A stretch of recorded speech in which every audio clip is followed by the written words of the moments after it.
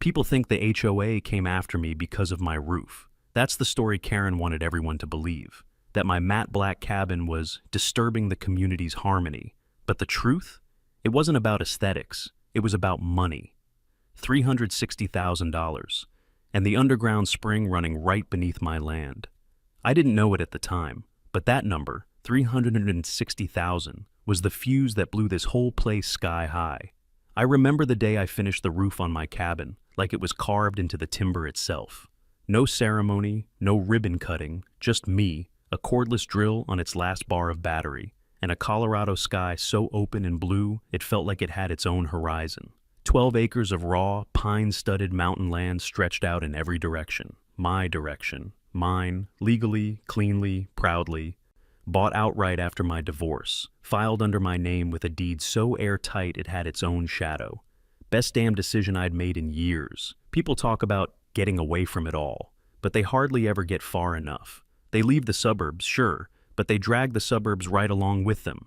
HOAs, committees, neighborhood bylaws, rules about mailbox shapes, and acceptable shades of beige. I didn't want any of that. What I wanted was wind, trees, silence, the kind of quiet you can only get when the closest neighbor is a hawk circling the ridgeline. Up here, nothing told me what color my house should be, and nobody cared if I parked an old truck out front or hung laundry on the porch. There were no annual dues, no architecture review form, no middle-aged committee with binoculars and too much time on their hands.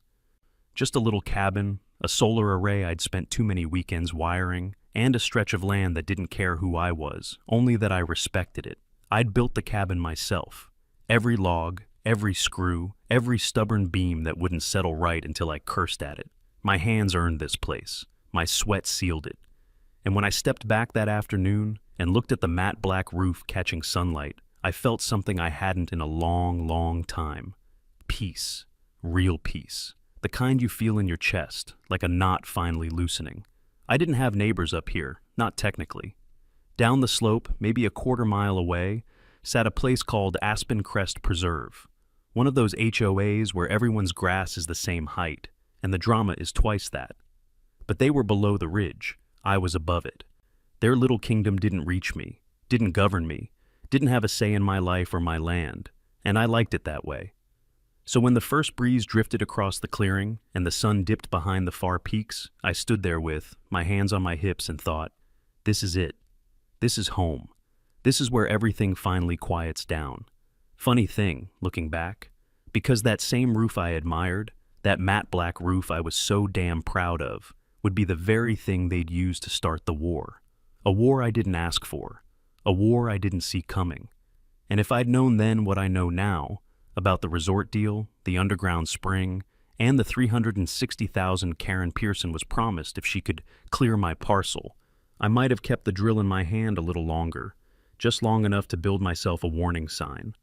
Property free, owner free, and not for sale. Trouble never announces itself politely. It doesn't knock on your door and ask if now's a good time. It slips in the way winter does, quiet, steady, almost unnoticed. Until one morning you wake up and realize the whole world's gone cold. My first hint came wrapped in glossy paper. It was about a week after I'd finished the roof. I'd just come back from a supply run. Propane, a sack of flour, a box of screws I didn't technically need, but bought anyway because old habits die slow. The air smelled like sun-warmed pine. A good day, a clean day. Then I noticed it. A white envelope sitting on top of the fire pit stones, held down by a pine cone like some kind of woodland courier had delivered it. Nothing handwritten on the front. Just a printed crest that looked like somebody tried to make a leaf wear a tuxedo. Aspen Crest Preserve Homeowners Association in gold lettering that shimmered a little too proudly in the light. I almost laughed. HOAs and mountains go together about as well as rattlesnakes and rocking chairs. But I opened it anyway. Inside was a letter so polite it felt insulting. Dear new neighbor, it began. Nothing warms your soul like being called neighbor by people who aren't and never will be your neighbors. The letter went on to welcome me to the area, then immediately criticized the color of my roof. The matte black finish is visually disruptive, it said. A more community-conscious color palette is recommended. I looked around. There was no community up here, just me, some mule deer, and the stubborn old blue jay that kept trying to steal nails off my porch. I didn't bother reading the rest. The burn barrel was closer than the trash bin, and it felt like the right kind of poetic. The letter curled, blackened, and vanished in a puff of smoke. I figured that would be the end of it, but that's the thing about problems. They grow legs. A week later, I was standing on my deck, mug of coffee warming my hands, when I heard it, a soft electric hum, like a mosquito that had gone to engineering school. A drone, small, white, hovering just above the tree line, drifting closer like it was sniffing around. I waved at it, the way you'd shoo away a nosy neighbor's kid. It hovered a moment longer, recording, then zipped back down toward the HOA territory. That was when a little voice inside me spoke up. Not loud, not panicked. Just a steady whisper. Something's off. But I brushed it aside. People fly drones all the time. Maybe some HOA board member bought a new toy and didn't know how to keep it in his own airspace. Still, that night, when the sun sank and the cabin got dark except for the lantern glow, I found myself double-checking the lock on the door. Then I slid my old shotgun behind the frame, not pumping it, not loading it, just placing it there. A reminder that I wasn't as alone as the mountain made me feel. I told myself I was overreacting, just being cautious, just being a man who'd lived long enough to know peace doesn't stay untouched forever. Looking back now, I should have trusted that whisper, because that letter and that drone were only the first paw prints of the beast that was coming. If the letter was a whisper and the drone was a tap on the window, then her arrival was the knock that splintered the doorframe. It was a bright Saturday morning, the kind of day that makes you forget trouble exists. The sky was sharp and blue, the kind only Colorado seems able to paint.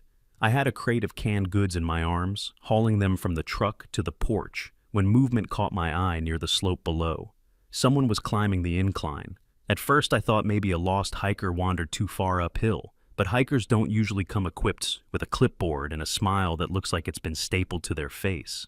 She wore expensive hiking boots, and by the way she stepped, I could tell it was the first time they'd ever touched dirt. A Patagonia jacket too clean, too perfect. Short blonde bob. Sunglasses resting high on her nose like she viewed the world from a balcony. She paused halfway up, caught her breath, then continued straight toward my cabin, with the confidence of someone approaching property she believed she owned. When she finally reached me, she gave that same bright, brittle smile. "Mr. Raxton?" Her voice was breathy, but practiced. Professional sweetness, measured in teaspoons. "Depends who's asking," I said, wiping sweat from my neck. She extended a hand she clearly didn't want to get dirty. "Karen Pearson, president of the Aspen Crest Preserve HOA. She said it like she was announcing royalty. I didn't take her hand, not to be rude, just to see how long her smile could hold. She lowered it after a beat. "I wanted to formally welcome you to the area," she continued. "Your new roof, well, it certainly stands out from the natural palette." "That so?" I asked. "Yes," she said, glancing at the matte black panels like they'd offended her personally. "We noticed from our overlook platform that it catches quite a bit of light around noon. It's visually prominent." I nodded. The sun does that." Her smile twitched. It reminded me of someone trying to keep a tablecloth from slipping off during a dinner party. "Well," she said, "I thought you might consider repainting it. Something in the forest green family, or taupe. We have a palette book. I could bring it by." "No need," I said. She blinked, not dramatically, just a tiny flicker, but it was enough to tell me I had interrupted her script. "Well, technically," she tried again, "you're adjacent to the boundary, and the visual impact does affect HOA cohesion." I cut her off gently. "My land, my cabin, my roof, no cohesion needed." The air cooled just a little, enough to tell me the niceties were done. She scribbled something on her clipboard, the way a schoolteacher marks down a child who won't sit quietly. "Of course," she said. "Well, we're always available if you'd like assistance with neighborhood alignment and harmony." "I'm good," I replied. She turned to leave, but Karen Pearson was the kind of person who never truly left a conversation, not without taking something with her. At the edge of my driveway, she stopped, looked over her shoulder, and pulled out her phone. She angled it toward my cabin and snapped a photo. No shame, no hesitation, just click. Like my home was an exhibit in her personal museum of things that bothered her. She walked off after that, boots crunching on gravel, clipboard tucked tight to her chest like a weapon. I didn't say anything, didn't chase her, didn't shout. I just watched her go and let a realization settle into my bones like the first chill of winter. This wasn't about a roof. This wasn't even about harmony. This was someone who saw my freedom and mistook it for an invitation to take control. And somewhere deep in my gut, something whispered the same warning it had the day the drone showed up. This woman isn't finished. Karen didn't come back the next day, or the day after, but her silence wasn't peace, it was pressure building under the floorboards. Because when people like her disappear, they're not retreating. They're rearranging the battlefield. 3 days after her visit, a new envelope appeared under my door. No pine cone this time, just a crisp HOA letter accusing my cabin of being a potentially unpermitted structure and my greywater system of posing ecological concerns. Greywater, ecological, concerns. Words that were meant to sound official, not truthful. I ignored it until the next morning when I found another. This one had a blurry photo of my cabin with red arrows pointing toward my compost pile like it was leaking radioactive sludge. Environmental disharmony zone. I laughed, then paused, because something in my gut tightened. The letters weren't random, and they were escalating too fast. Then the inspectors started appearing, county SUVs idling at the boundary line, clipboard-bearing men asking to verify permits or inspect water runoff pathways. One wildlife officer even asked if my solar panels interfered with avian migration stability. It was absurd, and it had Karen Pearson written all over it. But it wasn't until I ran into Hank at the co-op that the pieces finally began to line up. He waved me over, holding the latest HOA newsletter. My cabin was featured under a section titled Viewshed Violations, with text that sounded less like an HOA rulebook and more like a warning shot. Hank spoke low, checking over his shoulder. "You didn't hear this from me," he said, "but Karen's been wound tight lately. Saw her outside the clubhouse last week, yelling on the phone. Something about deadlines and water rights." I lifted an eyebrow. "Water rights? What for?" Hank took off his hat and scratched the back of his neck. "The resort project. Aspen Crest's been trying to partner with them for 2 years now. Big luxury wellness retreat, hot springs, spa, the whole fancy package. Okay, what's that got to do with me?" He tapped the map printed in the newsletter, only a decorative illustration, but suddenly meaningful. "You see this?" he said, tracing a line with his finger. "That ridge under your cabin? Beneath that sits an underground spring. Clean water, pure as anything. And the resort's been fighting tooth and nail to get rights to it." My stomach dropped a little. "The HOA filed for shared watershed rights last year," Hank added, "but the county rejected them because the spring sits on my land," I finished. "Exactly. And without access to that spring, the resort deal dies in the water." He paused. "And rumor is, Karen gets 5% if it goes through." I did the math. 5% of a $7 million development. $360,000. The number hit hard enough to crack stone. "So, all this crap," I said slowly, "the letters, the drone, the inspectors. It's not about the roof," Hank said. "It's the water. They need you out. And Karen needs it done before Monday. That's the contract deadline." Monday. 4 days. Suddenly the whole picture came into focus. The HOA wasn't just annoyed by my presence. They needed legal grounds to remove me. Fast. Before the resort pulled out. Before the money evaporated. And the best way to force someone off land in Colorado? Claim they're contaminating a water source. Eco-violations. Emergency environmental hazards. Immediate eviction orders. Everything Karen had done so far wasn't random. It was groundwork. She wasn't aiming for my roof. She was aiming for the spring running beneath my feet. The whole mountain felt different on the drive back. The pines seemed quieter. The air had a new heaviness. Not fear, but clarity. Karen Pearson wasn't just a busybody in hiking boots. She was desperate. She was cornered. And she was willing to break laws to keep that $360,000 payoff alive. Which meant only one thing. The next move she made wouldn't be a letter. Wouldn't be a drone. It would be an attack. And I needed to be ready. It was the kind of morning where the mountains looked half asleep, mist clinging to the tops of the pines, air cold enough to make your breath feel like smoke. Quiet. Still. The kind of quiet that should have meant nothing was wrong. That's when the battered Subaru came crawling up my road. Old engine, loose belt whining, not an Aspen Crest car, too scratched, too real, too unpolished. The man who stepped out looked like he'd practiced being friendly in the mirror. Late 30s, baseball coat. Jacket with a faded conservation group patch. "Morning," he called, waving like we were already good acquaintances. "Name's Nick. I'm a field volunteer with the Western Watershed Keepers. Just checking on ridge properties, making sure folks are doing okay near the watershed zone." That word again. Watershed. He slid it in as smoothly as a salesman slipping a clause into a contract. I nodded slowly. "Well, you found one. What can I help you with?" He laughed it off. "Oh, nothing official. Just trying to meet neighbors, learn about off-grid setups, maybe lend a hand." Except he wasn't looking at the cabin the way a curious neighbor looks. His eyes tracked my battery shed, the water tank, the slope where spring runoff trickled down in the spring. He was mapping, measuring, calculating. I didn't confront him. Instead, I picked up my splitting maul and handed it to him. "Since you're here, help me break down that pile of knotty logs." He blinked, but didn't refuse. "Oh, yeah, sure thing." For the next half hour, I split logs while he split questions. "How deep's your water table? Ever notice the soil stays damp near that ridge? Is this your only water catch system? That drainage ditch, does it connect to the spring?" The spring. There it was. Hidden inside small talk, like a hook under bait. I gave vague answers. He nodded, filing them away. People like Nick don't forget anything. They only pretend to. He came up again the next day, and the day after that.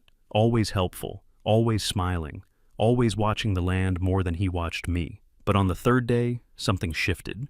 That evening, after he'd left, I went into the pantry for a can of stew, and stopped.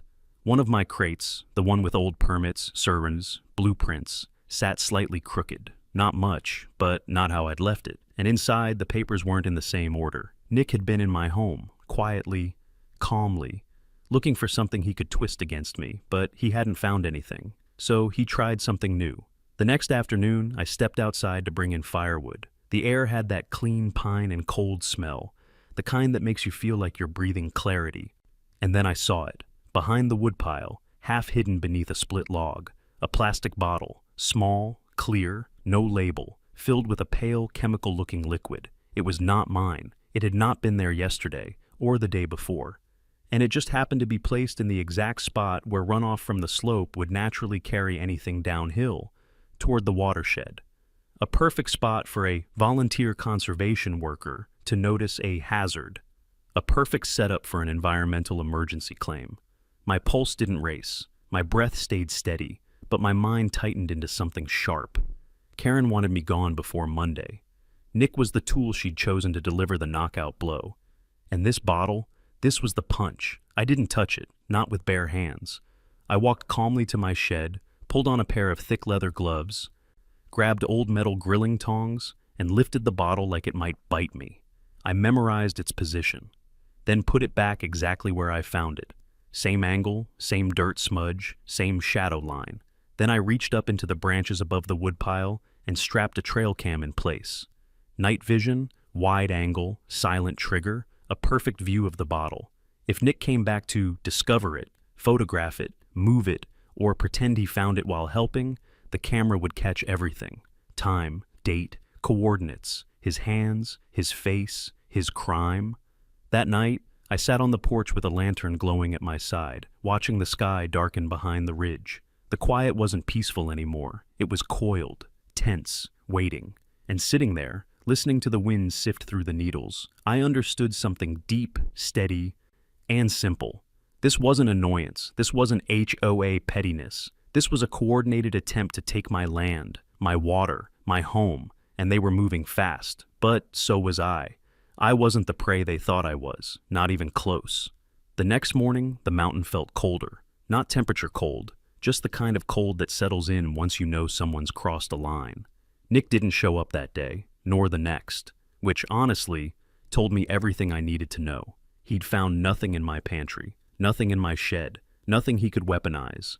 So, now he was waiting for the right moment to come back and discover the bottle he planted. I decided not to wait with him. If Karen wanted a fabricated environmental hazard, I'd give her one. Except it wouldn't be mine, it would be hers. I spent the morning at my workbench, pulling together a little folder, a beat-up plastic one, cracked at the edges, the kind you'd mistake for old paperwork someone forgot to throw out. Inside, I slipped in a few pages I'd printed the night before, a fake blueprint, a fake permit, a fake county variance request. Every document deliberately wrong. Typos, misspelled names, incorrect coordinates, lines that didn't match, official seals that didn't exist. Anyone with half a brain in county planning would know it was garbage, but someone desperate, someone looking for a smoking gun, they'd see treasure. I scuffed the folder on the concrete floor, smeared a little sawdust on it, bent one corner, made it look like it had been tossed aside weeks ago. Then came the important part. I placed a tiny GPS tracker inside the spine, a circular micro tag no bigger than a shirt button, something I'd bought on a whim years ago after listening to too many true crime podcasts. Then I laid the folder open just a little on my workbench, not obvious, not blatant, just enough that someone snooping might think, "What's this?" I left the shed door pulled to, not locked, not wide open, just barely ajar. The whole setup looked like an accident waiting for an audience. And I knew exactly who the audience would be. Around midday, clouds rolled in. The ridge darkened. Wind picked up the scent of snow. I stayed inside, made coffee, and let the mountain do the rest. Close to sunset, I noticed movement by the tree line, a faint silhouette, the familiar jacket. The same hurried walk of a man who doesn't want to be seen but also can't help himself. Nick. He moved toward the shed, glancing around like a burglar checking windows. He pushed the door with one hand, slipped inside, and was gone for maybe 20 seconds. Not long, but just long enough. When he stepped out, he had something tucked under his jacket, something the exact shape of a plastic folder. He didn't see me watching from behind the curtain. He didn't look up, just walked back to his Subaru, shoulders tense, almost shaking. When he drove away, gravel kicking behind him, I opened my laptop and refreshed the GPS tracker app. The little red dot appeared instantly, blinking, moving fast. Straight down the slope, onto the HOA road, then into Aspen Crest proper, and finally, right into the parking lot of the HOA community center. I leaned back in my chair and exhaled slowly. There it was. The confirmation. The link. The HOA had just received fraudulent documents, brought to them by their own mole, planted by their own operative. Except now, the fraud was theirs. I pulled on my jacket, walked outside, and checked the trail cam aimed at the woodpile. Battery full, memory blinking. It had captured someone stepping close earlier that afternoon. Not enough to identify, but enough to prove someone had been inspecting the bottle. Everything was falling into place. The mountain air felt colder that evening, sharper, almost cleaner. A storm was coming, not from the sky, but from the HOA. They thought they'd caught me by surprise. They thought they were tightening the noose. But all they'd really done was put their head in the trap. I stood there a long time, listening to nothing but wind and pine needles. Tomorrow, the fight would escalate. Tomorrow, Karen would make her move. But tomorrow also had something she didn't know about. I wasn't playing defense anymore. The storm didn't come with snow. It came with paperwork. I was halfway through my morning coffee when a white HOA-branded SUV crawled up my road like it was sneaking into church with a guilty conscience. Two men stepped out, not deputies, not county workers. Private security, the cut-rate kind you find standing outside pawn shops or nightclubs with a laminated certification from who knows where. One held a clipboard like he'd just learned what clipboards were invented for. "Mr. Dale Raxton?" the taller one asked. I didn't respond. My eyes were already locked on the bright red header stamped across the document. Emergency Hazard Enforcement Order, 24-hour demolition notice. It was the kind of title someone writes when they want to sound official, but don't know how legality works. The short one cleared his throat. "Sir, your cabin presents an immediate chemical contamination hazard threatening the watershed supplying Aspen Crest and the Ridge Park Resort. Under Emergency Clause 14B, we have authority to secure the area and initiate demolition within 24 hours. There it was, the resort, the true motive hiding under the makeup. "And you two are," I asked. "Licensed hazard site officers," the short one lied so fast the lie almost tripped on itself. I took the paper from their hands, reading it slowly. Fake county seal, fake county director's signature, from a guy who retired 6 years ago. Fake clause, fake everything, all built on a fake bottle sitting behind my woodpile. I folded the paper gently, slid it into my jacket. So, let me get this straight, I began. You're here to demolish my cabin in 24 hours because of a bottle nobody tested, nobody touched, nobody confirmed is mine, under an emergency clause that doesn't exist. The tall man stiffened. Sir, we're not authorized to debate. We're authorized to secure the perimeter. What perimeter? I asked. The hazard zone. I just nodded slowly, not because they made sense, but because now I saw the gears behind the curtain. Karen wasn't executing a plan. She was racing a deadline. If she didn't neutralize the environmental risk before Monday, the Ridge Park Resort deal died. And with it, her $360,000 cut. That's why the order was sloppy, why the guards were cheap, why the timing was rushed. This wasn't strategy, it was panic. The short guard reached for his radio. Karen, he's refusing. What do we do? His volume was too high. I heard Karen's voice crackle back, sharp as broken glass. Hold him there. I'm coming up. Hold him. As if I were a suspect, a barrier, a box to be checked before a deadline. The tall one positioned himself between me and my porch like he expected me to bolt. I didn't move, didn't speak. Instead, I calmly set my phone on the porch rail and hit record. The blinking red light reflected in both their faces. You boys understand, I said softly.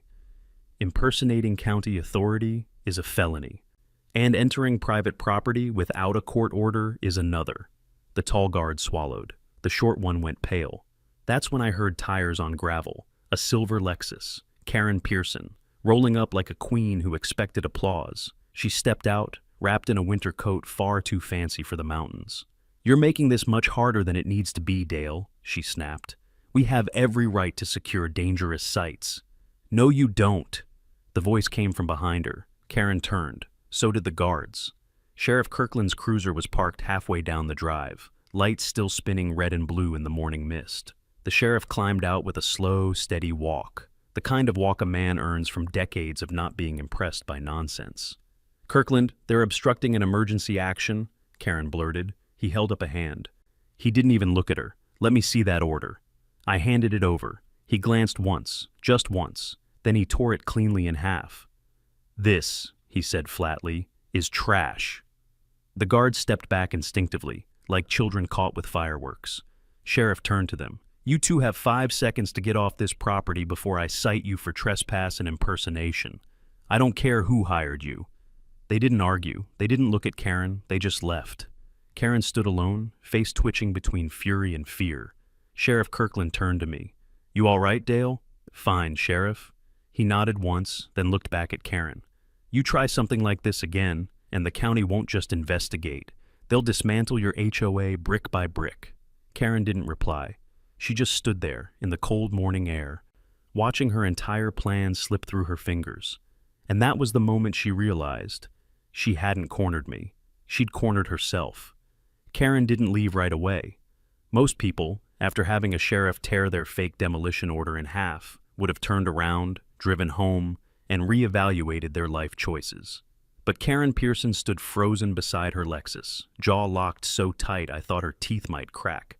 Her eyes flicked between me, the sheriff, and the road, calculating, recalibrating, refusing to accept that her script had just been set on fire. Sheriff Kirkland, she said finally, smoothing her coat as if that could smooth the situation, I believe you're overstepping. Aspen Crest Preserve has legal jurisdiction over the watershed buffer. No, the sheriff replied, not raising his voice even half a notch. You have jurisdiction over your properties, not his, not county land, not the spring, and definitely not some imaginary buffer zone your board invented last summer. The winter air felt even colder now, sharper, almost metallic. Karen tried again. Her voice trembled, but not with fear, with rage. Sheriff, this man is a danger to the community. Karen, I cut in, stepping down from the porch, keeping my voice calm as a lake at dawn. You and I both know what this is really about. She turned to me sharply. Oh? And what fantasy have you cooked up now? You need this land before Monday, I said. Not for safety, not for harmony, Not for some watershed fairy tale. You need it for your resort contract. Her face twitched. It was small. So small someone who hadn't been dealing with her games for months might have missed it. But I saw the flinch, and so did the sheriff. Karen let out a breath, tried to laugh it off. You're delusional. That's when a familiar old truck rumbled up my road. Hank. He parked beside the sheriff, climbed out slow, steady, boots crunching the gravel. A friend who had been a neighbor long before Aspen Crest had been built. The man knew these hills better than the county cartographers. You good, Dale? He asked, scanning the scene. Better now, I said. Hank nodded, then turned to Karen. What's the HOA doing up here again? Last time I checked, this ridge don't belong to you. Karen inhaled sharply. You people are unbelievable. Do you even understand the environmental risk this man poses? Do you know the liability? I held up a hand, not to interrupt her, but to offer her a chance, a final test. Karen, I said softly, I just want you to answer 2 questions. She hesitated. In her head, refusing meant she looked guilty. Agreeing meant she might expose herself. But pride always wins with people like her. Fine, she snapped. What questions? I took a slow step toward her. The sheriff and Hank both watched in silence. First question, I said. If you really believed my cabin was leaking hazardous chemicals into the watershed, why didn't you call the real county environmental team? She froze, just a fraction of a second, just long enough. I continued before she could spin something. Second question, why did your volunteer Nick, the same man who's been snooping on my property all week, avoid reporting his discovery to the sheriff or the county? Why did he bring it to you instead? Her eyes widened, busted. 2 simple questions. 2 traps. 2 holes in her story big enough to drive a snowplow through. Karen didn't answer. Couldn't. Her breath fogged in the cold air. Her hands tightened at her sides, as if squeezing reality into a shape she liked better. The sheriff stepped forward. Ma'am, you've lied enough for one morning. I strongly suggest you leave while this is still a civil matter and not a criminal one. Karen's voice cracked. You all think you can intimidate me? You think the county is going to side with some cabin squatter over a whole community? I smiled, not smug, just tired of the lies. Karen, you don't speak for your community. Most of them don't even know what you're doing. The truth hit her harder than any insult. Her lips pressed into a thin line, her posture folded in on itself. For the first time, she looked small against the mountains, a person shrinking under the weight of her own choices. She turned sharply, stormed toward her Lexus, boots kicking up cold dust. Just before she slammed the door, she hissed, This isn't over, Dale. You're done by Monday, one way or another.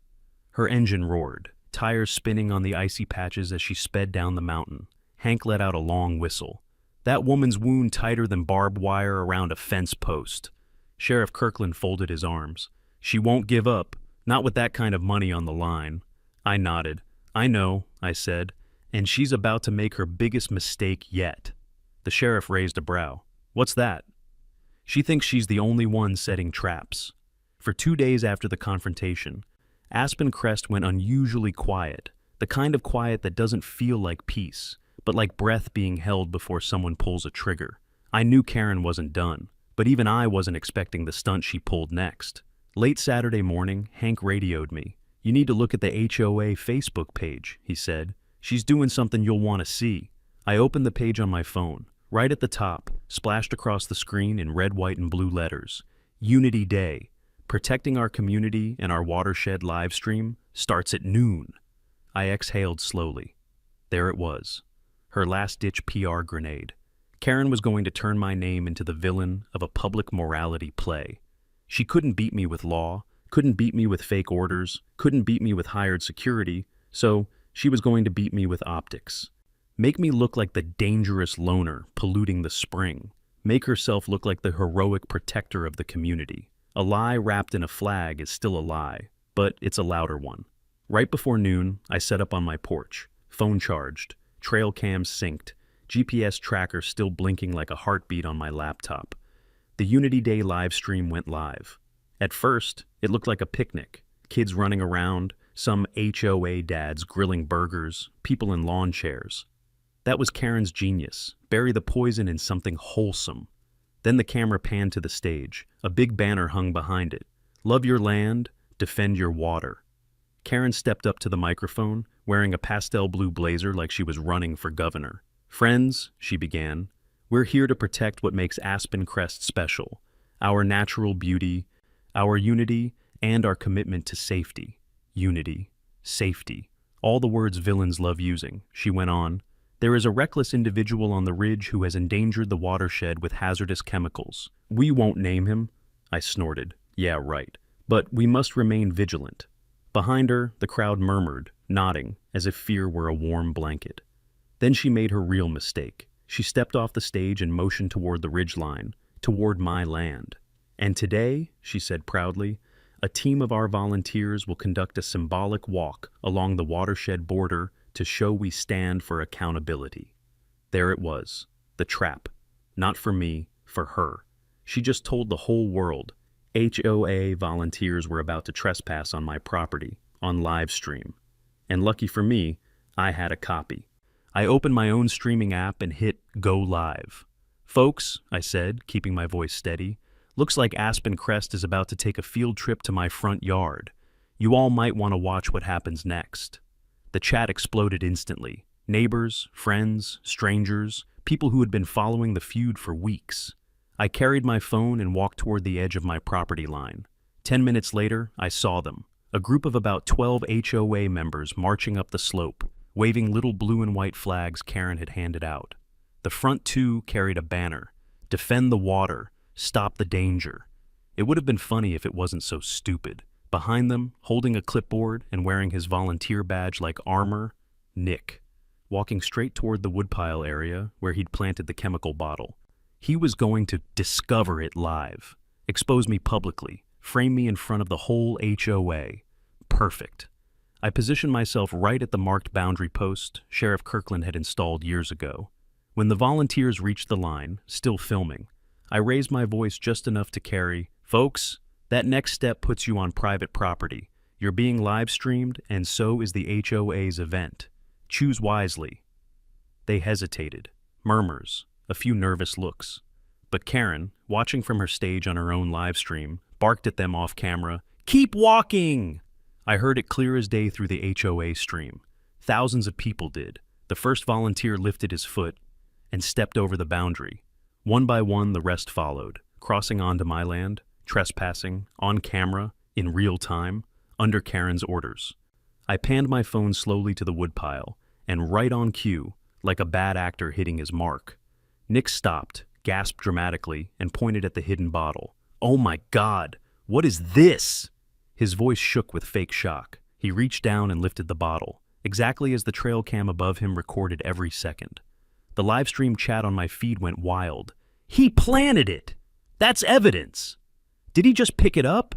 In the HOA live stream, chaos erupted. Shouts, questions, someone yelling, "Turn the camera off!" Too late. The moment the bottle left the ground, I stepped forward and held my phone to show both streams the live trail cam replay. Nick's face, Nick planting the bottle, Nick returning to take photos, Nick lifting it now like he'd found treasure. The HOA volunteers backed away from him like he'd caught fire. I didn't raise my voice, didn't need to. "Ladies and gentlemen," I said, "this is what Aspen Crest calls protecting the community, a staged contamination, planted evidence, trespassing, and an entire HOA caught committing it live, in 2 different live streams." Nick froze, bottle in hand. Unity Day turned into a digital wildfire in 30 seconds. And Karen, she disappeared off screen the moment the panic began. The courthouse in Park County isn't grand. No marble pillars, no brass railings. Just an old brick box built in 1964 that smells like floor wax, dusty registers, and the ghosts of 100 minor disputes about fence lines and stray cattle. But that morning, it felt like the Supreme Court. Word had spread fast after the Unity Day meltdown. 2 live streams, 2,000 viewers between them, a planted chemical bottle, and HOA volunteers trespassing under direct orders. By 9 a.m., the hallway was packed. Neighbors, reporters, even a couple of retirees who said they wouldn't miss this circus for the world. Tom arrived with the calm confidence of a man carrying a nuke in his briefcase. He patted my shoulder. By noon, he said, your cabin will be safer than Fort Knox. We stepped inside the courtroom. Karen sat at the defendant's table in a tailored navy suit, hair sprayed so tight it looked painful. Her expression was stone, cold, determined, but the bags under her eyes told a different story. Next to her sat her attorney, a young guy who looked like he'd rather be anywhere else. On her other side was Nick. He wouldn't meet my eyes. His knee bounced under the table like a nervous jackrabbit. Judge Riley entered, a man older than the courthouse itself. Thick eyebrows, no patience for nonsense, and a reputation for smelling lies like a bloodhound. He adjusted his glasses and opened the docket. All right, he said, let's get this HOA nonsense sorted out. Tom stood. Your Honor, before we begin traditional opening statements, I'd like to submit an emergency evidentiary packet labeled Exhibit A. Karen's attorney sighed. He already knew he was about to lose. Judge Riley nodded. Proceed. Tom carried the binder to the clerk. Then, and this was his genius, he turned toward the courtroom TV. Your Honor, the first video clip is from the defendant's own HOA live stream. The TV lit up, a shaky phone image of HOA volunteers hiking up the ridge. Their banner flapped, Defend the water, stop the danger. Then Karen's voice, loud and clear, from off-camera. Keep walking! Judge Riley blinked. Is that the HOA president giving an order to trespass? Tom nodded. Direct, unambiguous, and public. He clicked again. The second clip appeared. My trail cam footage. Perfect angle, crystal clarity. Nick, sneaking behind the woodpile, dropping the chemical bottle, looking around, taking photos, returning later to discover it on live stream. In court, you could hear a pin drop. Then someone in the back whispered, Oh hell, that's bad. Nick swallowed hard. His face turned the color of skim milk. Judge Riley leaned back slowly, eyes narrowing. Mr. Pearson, he said, mixing up the last name, but no one dared correct him. Why is this gentleman planting hazardous material on private land? Karen's attorney sputtered. Your Honor, there's context. Context my backside, the judge snapped. He pointed at Nick. You, son, step up. Nick looked at Karen. She didn't look back, didn't blink, didn't move, just ice. Nick stood trembling. Your Honor, he said quietly, I was told the chemicals were already there. I was told to document them. I didn't know they weren't. Planting evidence, Riley cut in, is a felony in this county. So, unless you want to trade that volunteer badge for a jail jumpsuit, you better speak plain. Nick broke. He pointed straight at Karen. She told me to.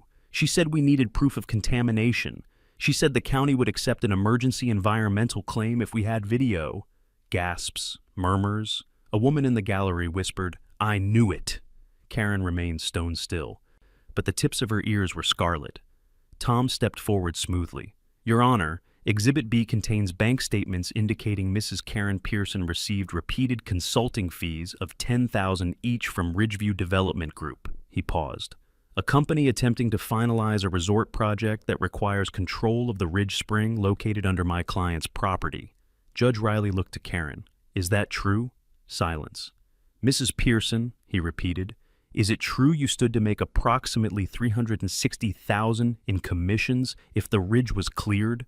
Her lawyer whispered, Don't answer, but Karen slammed her palms on the table.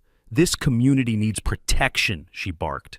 And you're the one to provide it? Riley shot back. With fraudulent reports, fake hazards, hired security, and now I've got you on camera, ordering trespass like you're leading troops over a hill? Karen opened her mouth, closed it, looked at the ceiling, defeated. Riley snapped his docket shut. Enough! He turned to the audience, to the clerk, to the attorneys. This HOA has violated almost every portion of the Colorado Common Interest Ownership Act. It has harassed a private citizen, forged documents, staged environmental evidence, and attempted an unlawful eviction under a fabricated emergency clause. Karen's face drained of blood. Then Riley delivered the killing blow. Mrs. Pearson, he said slowly, you've spent months talking about protecting community values.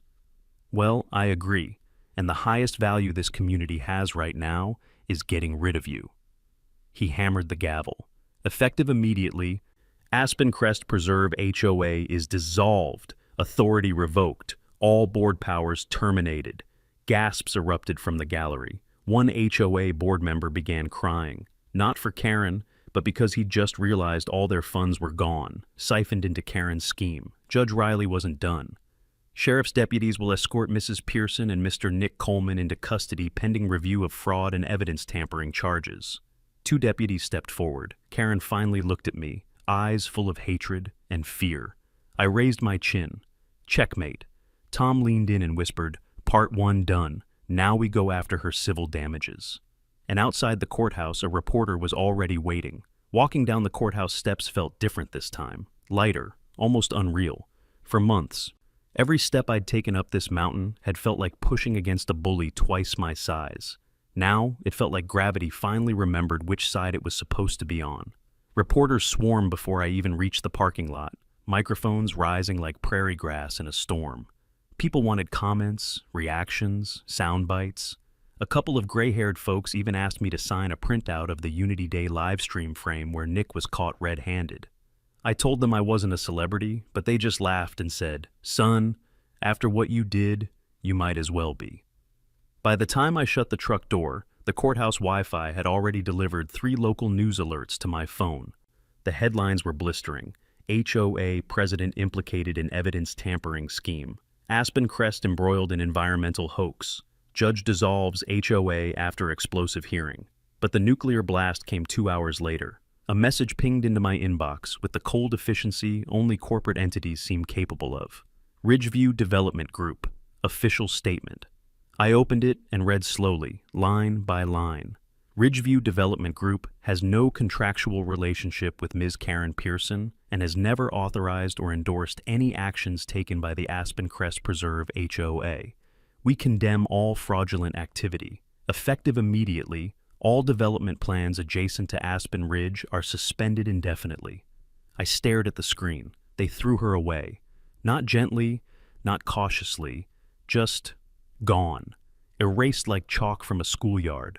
Tom leaned over to read the email. He chuckled, low and dark. "That's it," he said. "Her big payday, vaporized. She's radioactive now." I didn't celebrate, didn't fist pump, didn't laugh. Because I knew the truth. Karen Pearson had built her entire crusade on the promise of that resort deal. Without it, she wasn't a queen. She was just a woman who'd burned every bridge she ever stood on. That night, Hank drove up with a stack of papers he said I needed to see. It was a pile of emailed screenshots, forwarded letters, even a few printed text messages from Aspen Crest residents. These weren't from enemies. These were from the very people Karen claimed to represent. "You mean she spent our dues on security?" "I never signed this complaint. She forged my name. She told us the resort meant guaranteed income. She lied to all of us. We're out thousands because of her mess." The words jumped off each page like sparks. Fear, anger, betrayal. One note from an elderly couple hit me hardest. "We supported her for years. Now she's cost us more than we can afford. Thank you for standing up when we were too scared to." Karen hadn't just pushed her community too far. She'd pushed them right over the cliff. 2 days later, the county sheriff slapped an orange lien notice across her front door, big enough to see from half a mile away. Her once pristine lawn, the pride of her curated kingdom, now looked like the opening shot of a foreclosure documentary. Nick didn't help her. He couldn't. The man folded like origami during his first interview with investigators. I heard through Sheriff Kirkland that he had given a full account of every order Karen had whispered behind closed doors. "She used me," he reportedly said. "She promised protection, said everything was legal. I didn't know. I swear I didn't know." Truth was, he knew enough. Maybe not the whole picture, but enough to be scared now.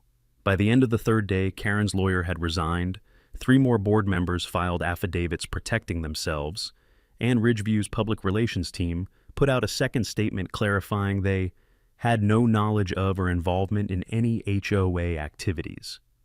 I saw social media the next morning. It was brutal. Neighbors who once feared her now joked openly about Queen Karen losing her throne. Someone even stuck a tiny American flag in her lawn, right near the sidewalk, a not-so-subtle callback to her failed Unity Day stunt. And the comments below the courthouse video were merciless. Unity Day? More like Mutiny Day. Imagine ruining your life and your HOA in one afternoon. Dale didn't break her, Karen broke Karen. For the first time in months, the mountain felt quiet in a good way. Not tense, not waiting, just at peace. And somewhere down the ridge, in that house she once ruled like a private castle, Karen Pearson finally had to sit alone with the one person she'd never been able to manipulate, herself. 6 months. That's how long it had been since the courthouse gavel came down and cracked Karen's little empire into dust. Winter had passed. The snow retreated up the ridgeline, leaving behind dark soil and the smell of pine warmed by the sun. Spring arrived late up here. It always did. But when it came, it felt like the whole mountain exhaled with me. Life didn't snap back to normal. It got better. The first sign was the new roof beside the old cabin. A ridiculous, almost comical forest green panel roof I put on a second building I'd been quietly working on down the slope. Not because anyone told me to, not because some HOA palette required it, but because after everything Karen tried, painting a roof HOA-approved green felt like the kind of inside joke only the mountain and I would understand. I called the new structure the Liberty Shed. Half as a joke, half because I liked the way it sounded. It was smaller than the main cabin, but built tighter, reinforced walls, new insulation, hidden power conduits, and a retractable antenna dish I mounted on the rear like some backwoods version of a spy station. If anyone ever tried to pull the same stunt Karen had, I wanted them to see that antenna rise like a warning. This land won't fall quietly. Word spread faster than I expected, faster than I wanted, honestly. Turns out, once you drop an HOA president on her throne of lies live on the internet, people start asking questions. People from counties I'd never heard of, folks from out of state, even an Air Force veteran from Arizona who said he'd been fined once for having the wrong patriotic bunting. Maybe it was the times, maybe it was something in the air. But folks were tired of threats, tired of bullies.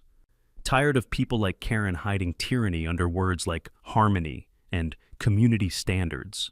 So, when I mentioned to Tom, half as a joke, I could probably teach a class on this nonsense, he didn't laugh.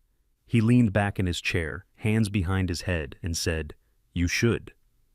2 weeks later, the first group came up the mountain. 6 people from 3 different towns. A nurse, a retired trucker, a couple in their late 60s who'd been sued by their HOA for planting wildflowers that didn't match the desert serenity palette. I sat them around a fire pit beside the Liberty Shed and walked them through everything I'd learned. How to read a plat map, how to file a public records request, how to set boundary cameras legally, how to put pressure back on a board without losing your cool. Tom handled the legal part, the citations, the statutes, the precedents. I handled the mountain man part, the practical, the tactical, the common sense survival side of dealing with idiots who think a clipboard makes them God. We named the program Sovereign Shelter. It stuck. By the 3rd month, I had a waiting list. Some folks arrived angry, some scared, some defeated, but every single one left this mountain taller than they came. One lady cried when she got her laminated, weaponized paperwork kit, said she finally felt like she wasn't powerless. Funny how knowledge works like that. Freedom, too. Down the ridge, Karen's old house had sold at auction. A young couple moved in.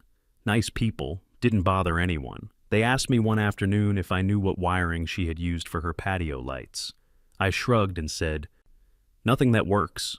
We all laughed harder than the joke deserved. Sometimes you laugh because the storm's finally gone. That night, after everyone left the workshop, I walked back into my cabin. The place was warm, quiet, humming with the off-grid harmony I'd fought so damn hard to protect. I stepped into the bathroom, and there it was on the wall, the tiny blue and white Unity Day flag Karen had planted on my land. Framed, glass polished, mounted proudly right above the composting toilet. I looked at it and couldn't help smiling, because freedom, much like compost, really does get better after you fight for it. I stood there a moment longer, listening to the mountain wind brushing the walls, and felt something I hadn't felt in a long time. Peace. Not the fragile kind you tiptoe around. The earned kind. The kind nobody can take from you. And as I turned off the lantern, heading upstairs for the night, one last thought crossed my mind. This mountain wasn't just where I lived, it was where I won, and where I'd help others win too. The Liberty Shed's antenna dish clicked down for the night. The cabin lights dimmed. The ridge breathed easy. And I slept without fear for the first time in half a year.